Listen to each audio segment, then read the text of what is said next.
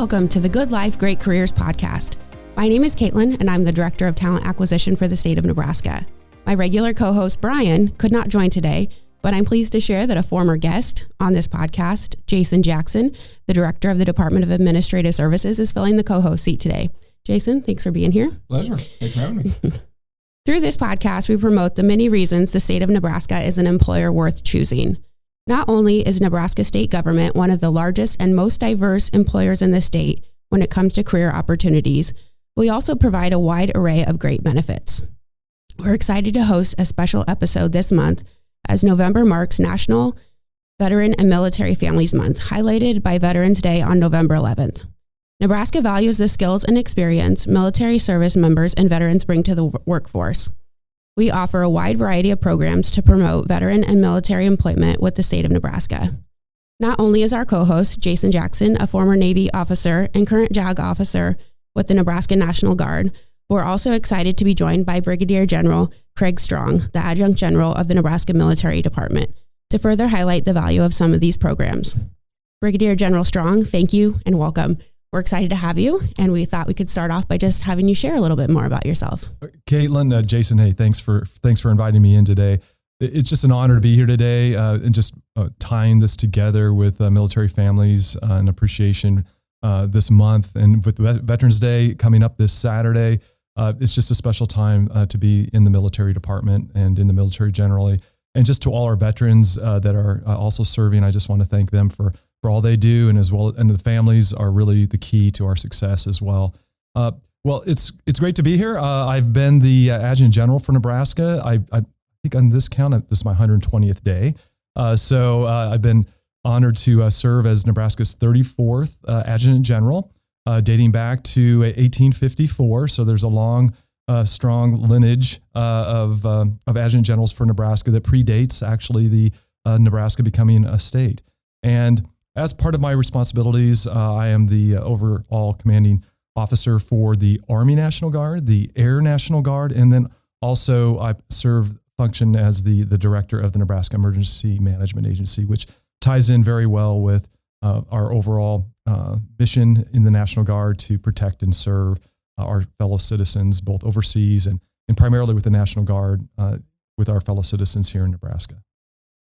General, we really appreciate you being here, and it's great to hear about. And first of all, congratulations on your recent appointment. And I know the regiment is happy to have your leadership. I understand one of your first priorities is actually recruiting into the force and adding into the force. Can you just tell us a little bit about some of your recent efforts with respect to recruiting? Yeah, recruiting is a key to our success, and we're in a position right now where we are hiring.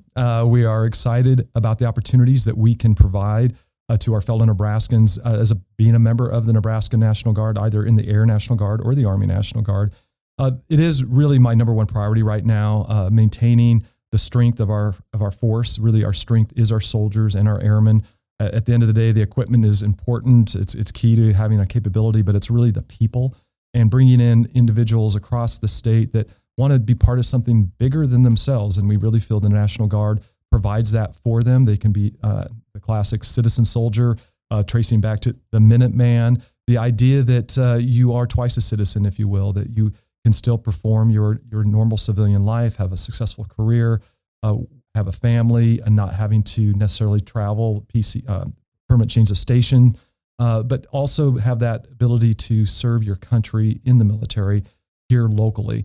And really, we are the face of the military for most Nebraskans. While Offutt Air Force Base is our large installation in the Omaha Bellevue area, that does not it does not spread across the entire state of Nebraska. Whereas our National Guard facilities, what I always say, are from Chimney Rock to the Missouri River. And generally, if you've run into a soldier or an airman, it's generally in Nebraska. It's primarily going to be someone from the National Guard. So that recruiting effort that we're putting forward, what I've dubbed the Monster Blitz, which is a tip of the hat to our governor who played monster back for the University of Nebraska.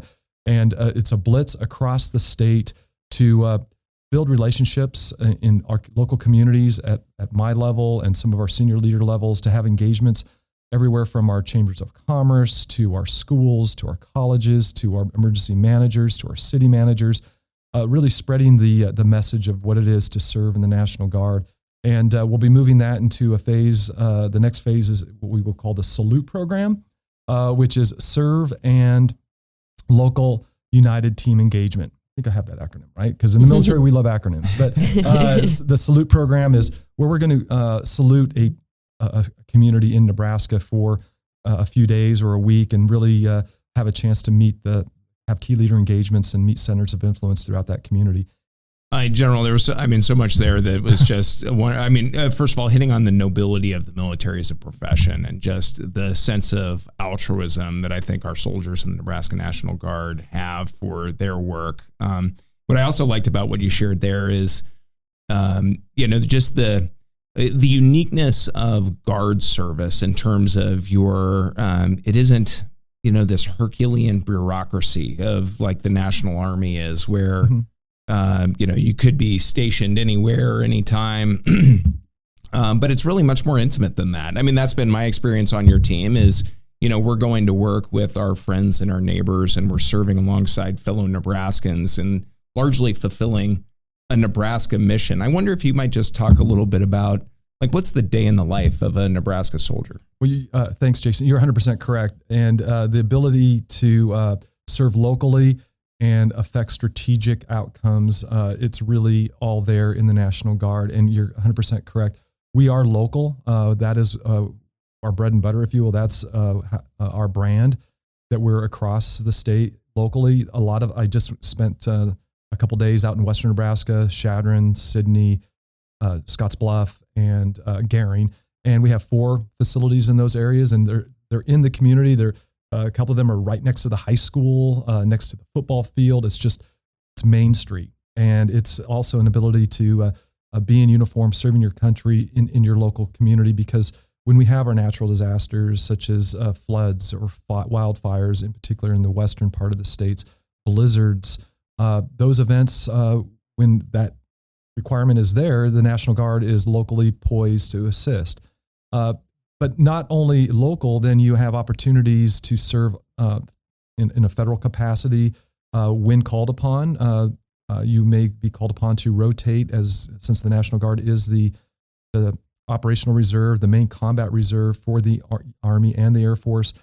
And then on top of that, we have opportunities with our strategic partners, our international partners, because we in the Nebraska National Guard have a training military relationship with the Czech Republic and the country of Rwanda, which is in Central Africa. The Rwanda relationship just began about 4 years ago, 2019, if I got my math right, yes. And then our relationship with the Czech Republic, we're observing our 30th anniversary of our relationship with the Czech Republic. So not only can you serve in your local community, you might be having to assist fighting a wildfire, maybe helping at a local football game, with a color guard. You may be having a training mission somewhere in the United States, in Minnesota or Polk for your 2 weeks of training. That's generally in the summer months. To having to serve in an overseas capacity, to actually having an international, almost diplomatic assignment that you could get called upon to go to the Czech Republic or to the Central Africa, in the country of Rwanda. So it's really, to your point, the spectrum of it's local, but it flows all the way to the international and strategic perspective. And there's not many part-time jobs that are going to give you that opportunity.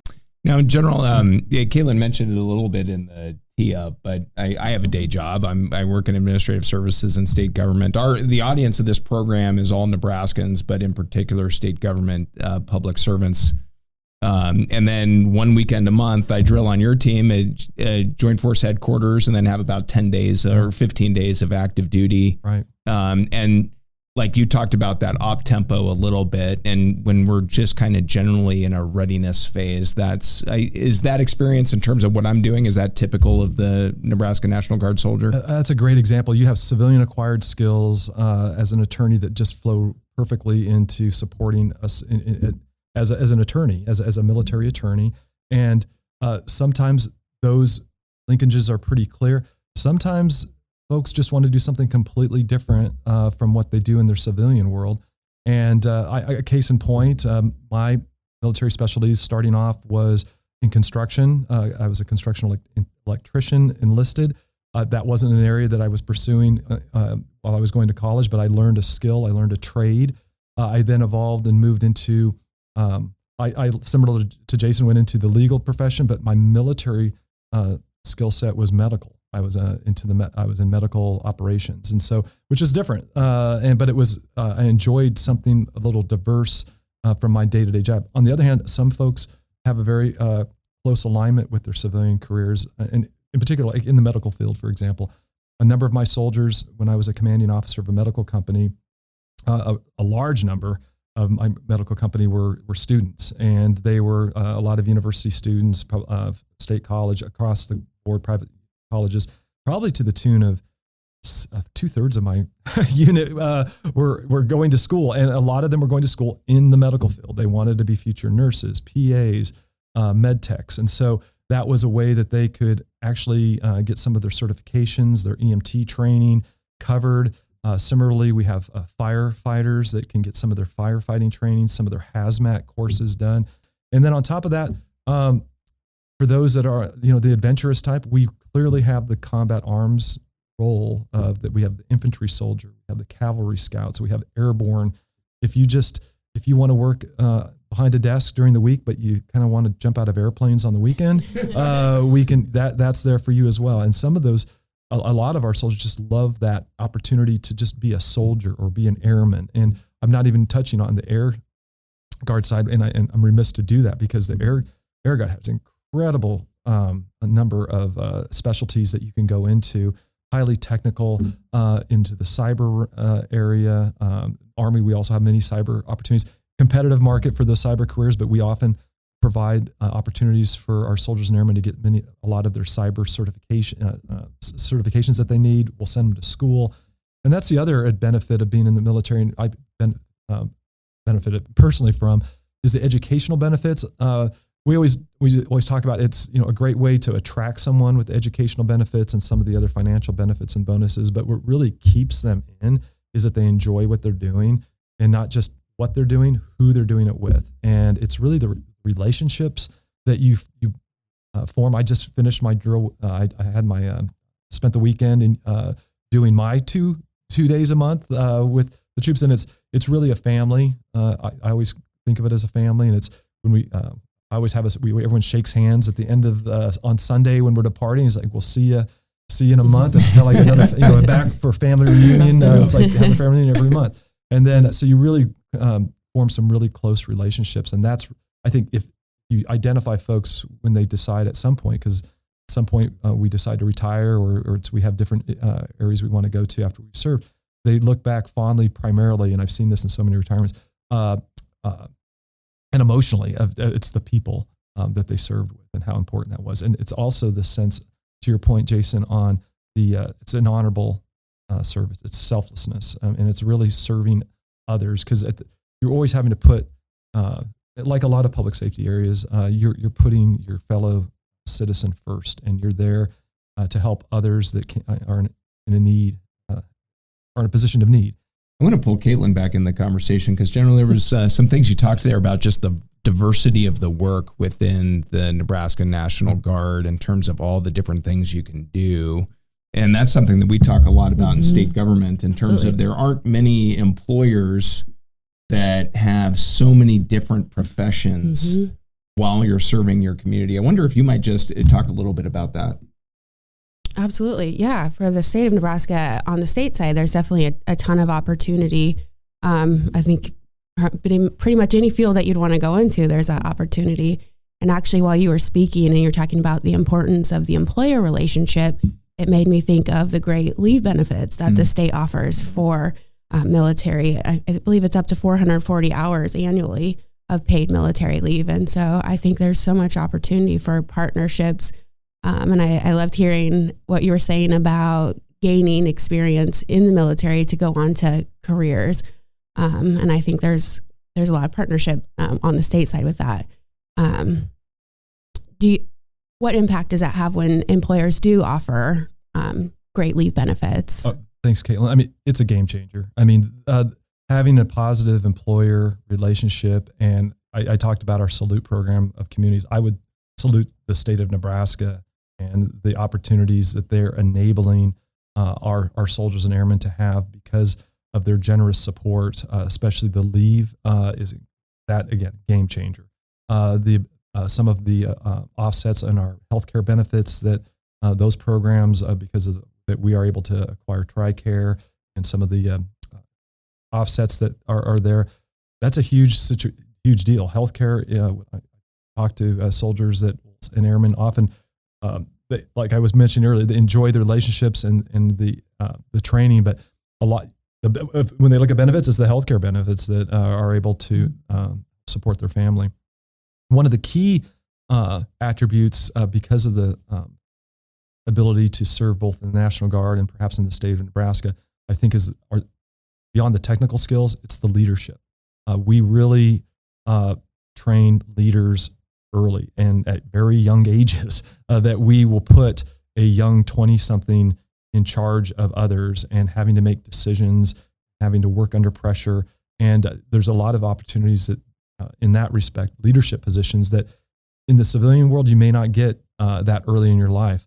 But the demands they have to train and is enabled by great partners. And the state of Nebraska has been, if not one of the greatest partners we have, and leads to our success. I think we have a common interest, and we're just very fortunate to have you as one of our lead strategic partners. So thank you. We're also, I think, really fortunate to have a leader in Governor Pillen that values the military the way he does. And I think that comes through just in terms of the richness of state government's benefits. I know for military service members, I think it also comes through in the support that he extends to the Nebraska National Guard and even into your recruiting efforts right now. I wonder if you might just talk a little bit about kind of your relationship with Governor Pillen and some of the complementary efforts you've had there. We're extremely fortunate to have Governor Pillen as our commander-in-chief, and I use that term commander-in-chief. Some people, it's lost on them and don't realize that as the National Guard, I always go back to our history, back to National Guard First Militia in Massachusetts, and the militia concept that is our forefather, predates the National Guard formation, going back to 1636. It was a local and ultimately a state responsibility for the readiness and training of the local forces in the state. And that model is really the model that the United States had up until the modern era of World War I. And then because of some legislation, we now have that dual mission. But at the end of the day, the governor is still our commander-in-chief, except in times when we might be called forth by the president or in times of war, and then we're federalized. But 90% of the time, 95%, we are in a state status, and the governor is our commander-in-chief. He takes that responsibility very seriously. He is incredibly supportive of all of our initiatives. If there's any opportunities to be with soldiers, he wants to be there, and he wants to hear their stories. He wants to thank them for their service, because Governor Pillen has a clear understanding and passion for what is your why, and is your why public service, and why are you into public service? And so he really is. So he demonstrates exceptional gratitude for our soldiers, and that's meaningful when they can see that your commander-in-chief cares about soldiers on a granular level down to every individual and their story and their families and where they're coming from. So he's clearly one of our, not just our commander-in-chief, but a cheerleader for us. And wherever he goes, he understands that unique contributions that the National Guard plays. I always point out, some of his policy strategies of keeping our kids here. A National Guard is one way we do that.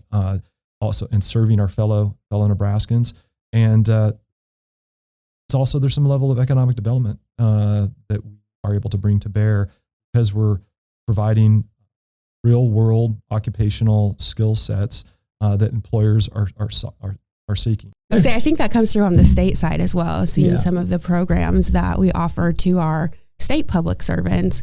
You mentioned families. We have a spouse transition program to help spouses of military members find employment with the state of Nebraska. And we have different programs to help.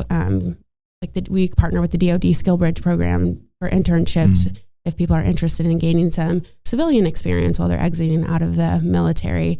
And I think having the leadership that supports that is just incredible. And it's awesome to hear it's on both sides. Yeah. The Skill Bridge, I've had a number of soldiers and airmen who've taken advantage of that program, and they heard nothing but great things. It's really preparing them for their transition from the military into full civilian career, and what a benefit that is. And then the opportunities that assisting the spouses, because as I mentioned earlier, it's about the family. Those are influencers in enabling you to be able to serve, and having those opportunities for spouses and dependents. It really, again, it's a game changer. It really is the key to our success. For the benefit of our listeners, and particularly anybody who's listening who's on active duty and nearing the end of your career, the DoD Skill Bridge program is basically a partnership with the Department of Defense that allows active duty service members who are in the last 6 months of their active duty service to take on civilian employment and kind of ease the transition into the civilian workforce. And that's something that under Governor Pillen's leadership, state government is working very heavily with DoD. So if you're an active duty service member and that's something that interests you, there's opportunities in state government for that. General, I wonder, because I think there might be some among our listeners who think, hey, the season in life in which I can wear the uniform has passed, even though I might think it's attractive. And, so for me, I'm prior service Navy and joined the Nebraska National Guard after I had already turned 40.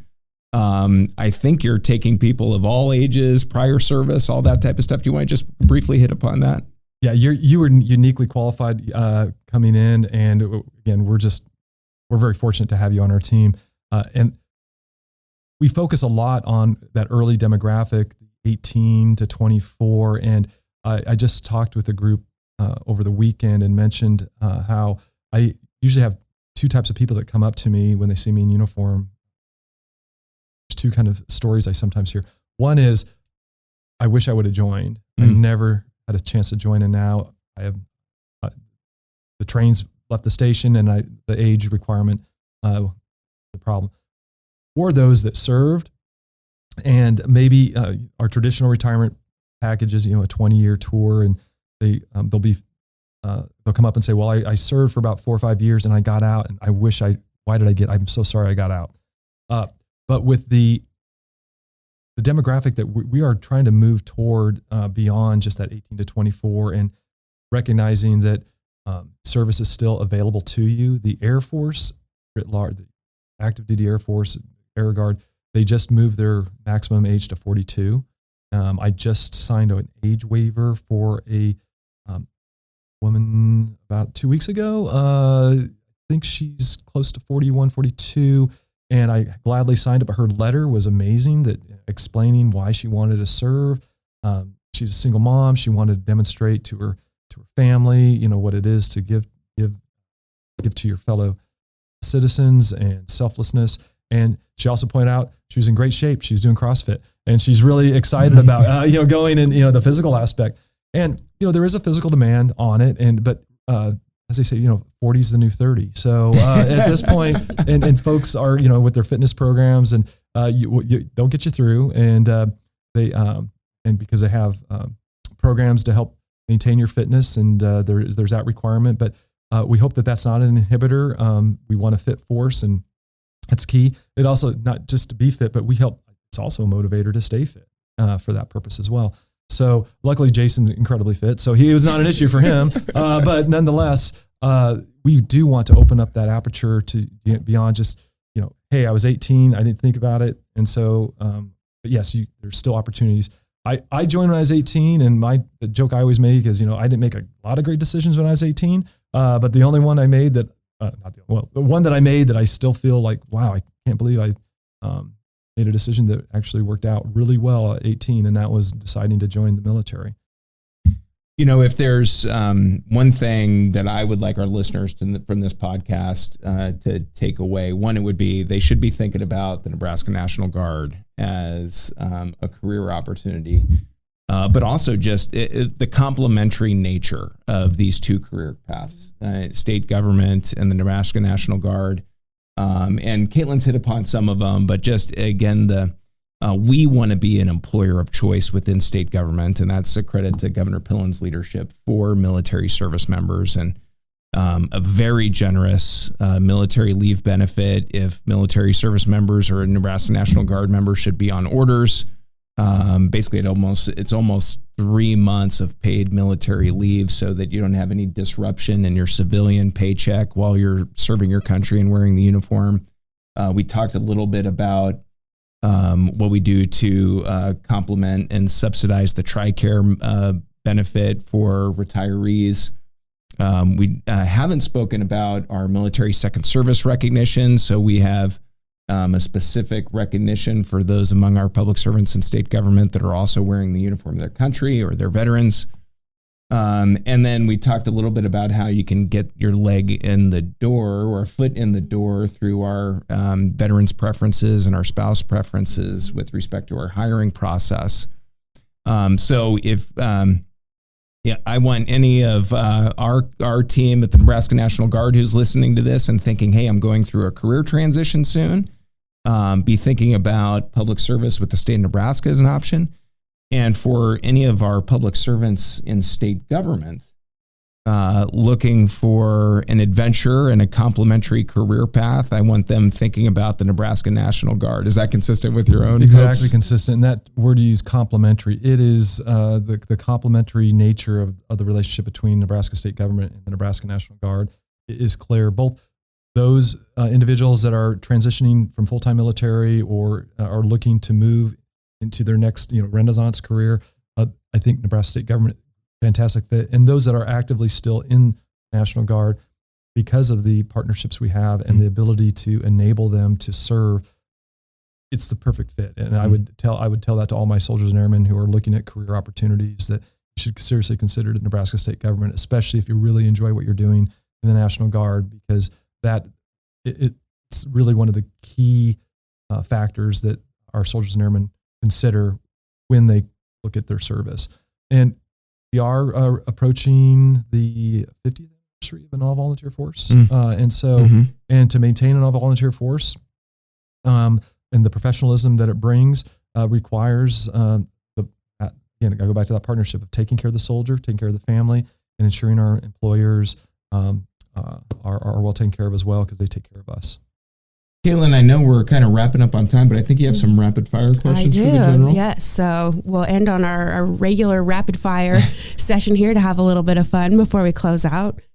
So the first question we have is, if you could travel to the past and witness one historical event, what would it be? Probably the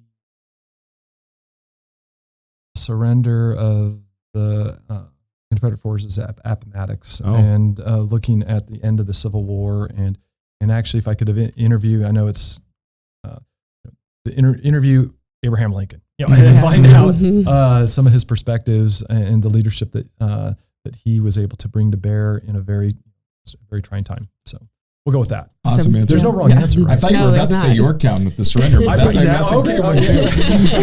So, do I get graded on this? This is a no. Oh, okay. I'm sorry. What was the first career you dreamed of having? First career I dreamed of, actually, not just making it up, but there were really two, and that was a soldier or a fireman. And I used to watch I really date myself now. There's a show called Emergency about the paramedics and the fire and being a fireman. And so that was my dream. I wanted to be a fireman. Or I played a lot of soldier in the backyard. So I always joke that I'm fortunate to do a career that I played in my backyard. The other was superhero. that didn't pay too well. And football player. Jason could have pulled that one off. But the NFL never drafted me, so that didn't work out.